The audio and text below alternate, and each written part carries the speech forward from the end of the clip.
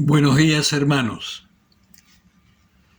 El Señor está insistiéndonos en algunas cosas, por algo será. Volvemos al Evangelio de San Juan, capítulo 15. Yo soy la vid verdadera, y mi Padre es el viñador. Todo sarmiento que en mí no da fruto lo corta, y todo el que da fruto lo limpia para que dé más fruto. Vosotros estáis ya limpios gracias a la palabra que os he anunciado. Permaneced en mí, como yo en vosotros. Lo mismo que el sarmiento no puede dar fruto por sí mismo si no permanece en la vid, así tampoco vosotros si no permanecéis en mí. Yo soy la vid, y vosotros los sarmientos. El que permanece en mí y yo en él, ese da mucho fruto, porque separados de mí no podéis hacer nada. Si alguno no permanece en mí, es arrojado fuera como el sarmiento y se seca. Luego lo recogen, lo echan al fuego y arden. Si permanecéis en mí y mis palabras permanecen en vosotros, pedid lo que queráis y lo conseguiréis. La gloria de mi Padre está en que deis mucho fruto y seáis mis discípulos. Palabra del Señor. Si se fijan, hay una pequeña diferencia con el Evangelio que proclamamos de este mismo pasaje hace unos días.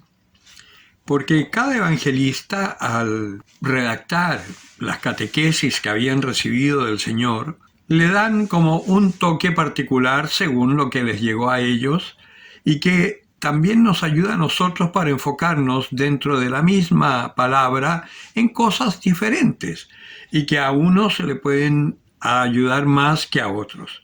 En este caso está hablando acá el Señor fundamentalmente de los frutos.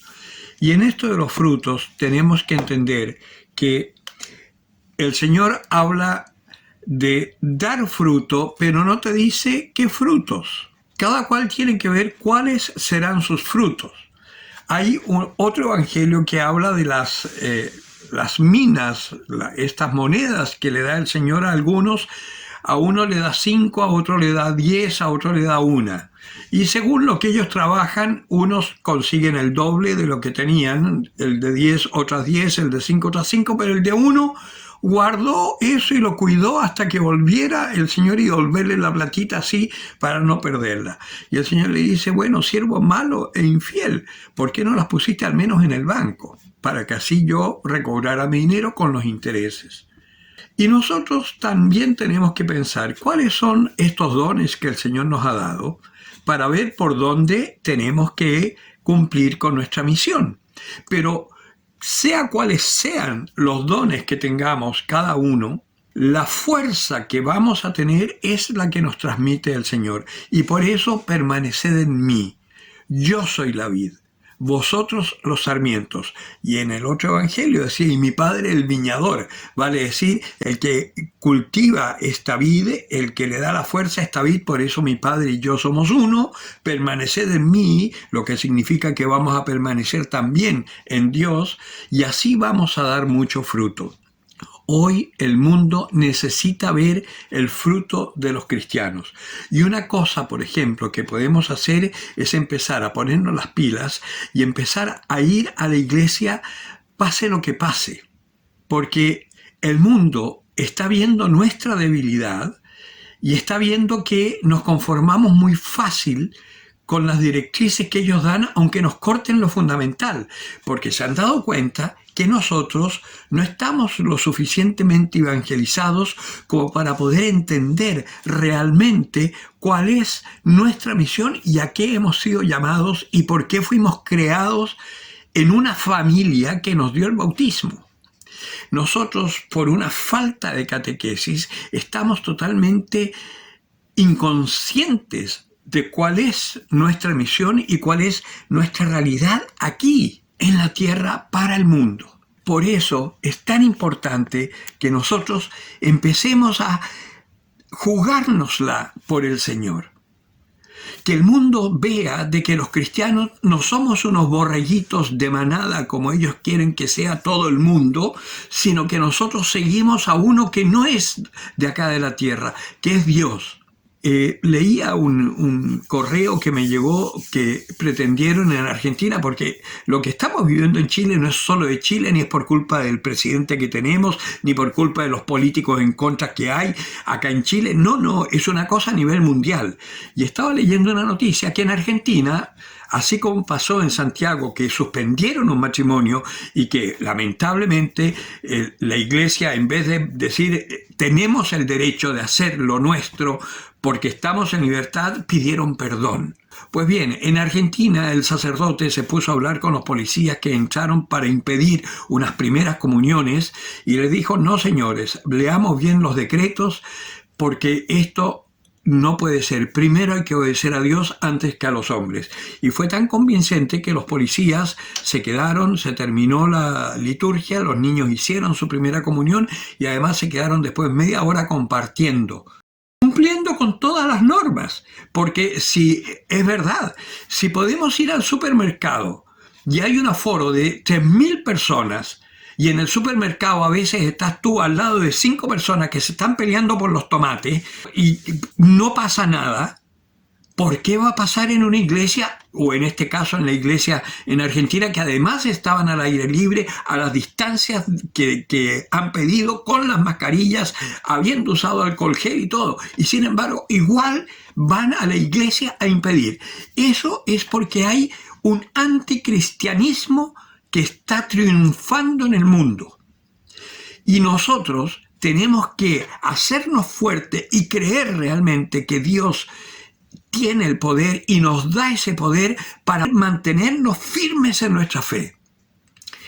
El mundo no puede ganar, porque si el mundo gana, el hombre se pierde. Y Dios no quiere que se pierda ningún ser humano, creyente o no creyente. Por eso es que tenemos un deber moral, ya no solo por los demás, por nosotros mismos, de formarnos, de fortalecernos en la fe, de ir a la Eucaristía, jugárnosla por el Señor, hacer el esfuerzo, y el Señor nos va a compensar. Este mundo pasa, y el Señor decía: el que quiera guardar su vida la perderá, pero el que pierda su vida por mí y por el Evangelio la ganará. Este mundo es como un kindergarten, nada más, para poder prepararnos para la vida eterna. Y nos estamos farreando eso por culpa de unos egoístas poderosos que se quieren adueñar de todo y que no tienen ningún amor a Dios. Pero también tenemos un deber de orar por ellos, porque con la vara con que ellos miden serán medidos, con el juicio que ellos hagan serán juzgados. Y así como va el mundo en manos de estos poderosos y de estos sicarios que siguen a estos poderosos, van a tener una muy mala vida futura, con un juicio que yo no se lo deseo a mi peor enemigo. Por gracia de Dios, en una circunstancia muy particular de muerte que viví, el Señor me concedió la gracia de conocer, de poder experimentar por un segundo o una eternidad lo que es el infierno. Es indescriptible. No hay palabras para explicar lo que es eso. Es la soledad y la desesperanza total y absoluta. Así como no hay palabras para describir el cielo y se habla de banquetes, de vinos generosos, porque no hay otra forma de explicar la maravilla que es el cielo. También Jesucristo dice ahí es el llanto y el rechinar de dientes. Y es un rechinar de dientes de desesperación porque sabes que ya no hay salida y que te quedas eternamente solo, vacío, sin esperanza. Eternamente. Trata de imaginar el peor de los momentos de tu vida. Y eso multiplícalo a la enésima potencia. Y eso no es ni siquiera la sombra de lo que les espera a todos estos que hoy están destruyendo el mundo y la civilización y atacando a los cristianos y al cristianismo y al mismísimo Dios. Eso es lo que les espera. Por lo tanto, tenemos que orar por ellos también, porque si supieran a dónde van a terminar, estoy seguro que no harían nada de lo que están haciendo. Y esto pasa en Chile, en Argentina, en Venezuela, en Colombia y en todas partes. Y también llegará a Francia, a Italia, a España, a Alemania, a todas partes. Porque acá se trata de un gobierno demoníaco que se quiere imponer. Y nosotros, un pequeño resto, estamos llamados a dar luz en el momento de la desesperación para cada ser humano. Prepárate y no eches en vano la enseñanza del Señor. Yo soy la vid, vosotros los sarmientos, fuera de mí no podéis dar fruto. El que tenga oídos para oír, que oiga.